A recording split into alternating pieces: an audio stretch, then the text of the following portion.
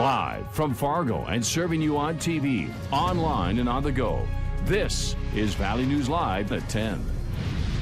Good evening and thank you for joining us. I'm Veronica Marshall. This afternoon, a child was hit by a vehicle at the Fargo Hector International Airport. It happened around 2:30 in the 2800 block of 32nd Avenue North. The injuries are believed to be minor, but the child's father took the victim to the hospital as a precaution. No word yet on the cause of the accident. Anytime that you see weather that makes driving conditions hard, you see increased trauma cases. And in those situations, blood is obviously needed even more.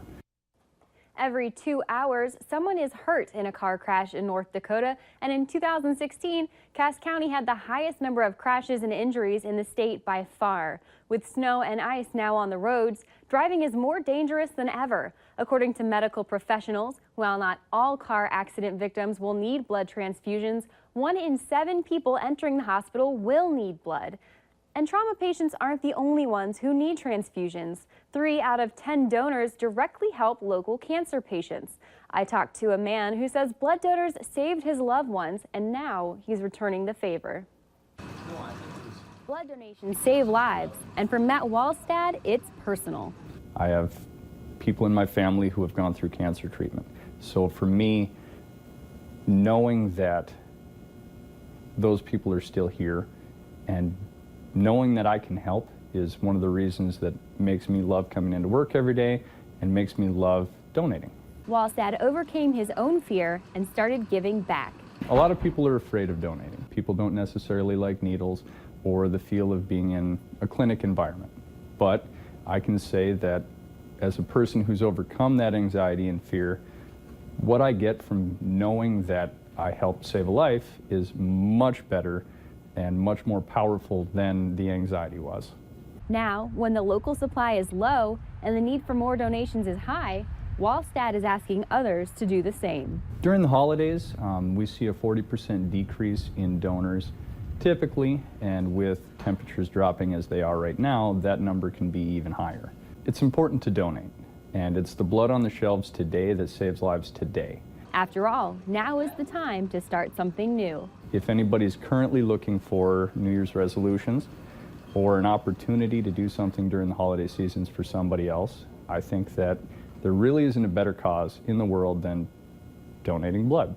You can literally save a life in your own community. United Blood Services is open 7 days a week, and you can schedule an appointment online.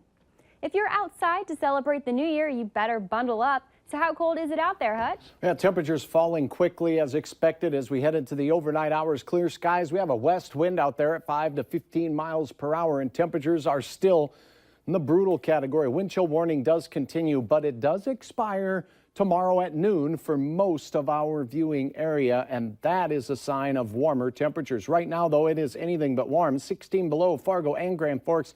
Look at Thief River Falls, 22 below there. And it's 34 below in southwest North Dakota and Hettinger. Factor in the winds. We have 20 to 40 below for wind chills at this hour. Again, it's dangerously cold out there. If you're traveling, make sure you bring along the survival kit. So as we approach the midnight hour, I expect temperatures to stay in the teens below zero here in Fargo. It'll be 20s below elsewhere.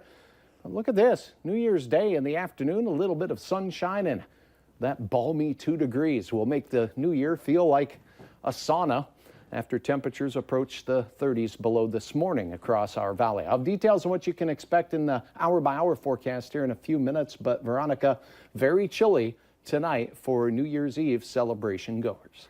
All right, thanks, Hutch. You bet.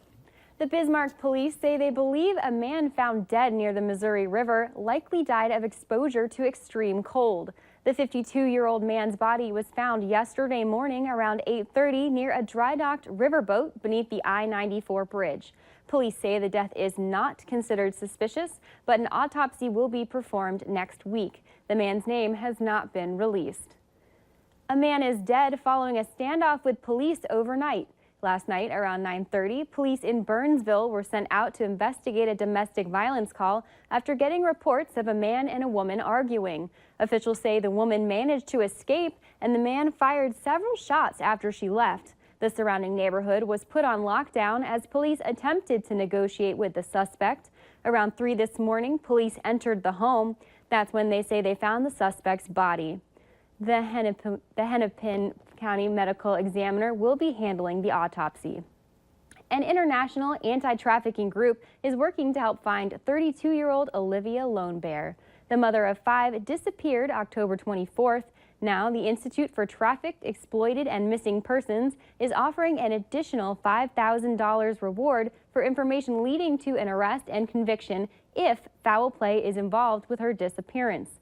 Anonymous contributors have already put together a one-time, non-incremental $21,000 reward for information. Investigators say Lone Bear was last seen leaving the Sportsman's Bar in Newtown in a teal Chevy truck.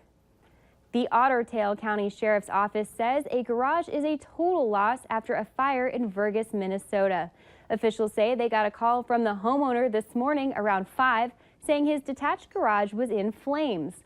When fire crews arrived, they found the garage was fully engulfed.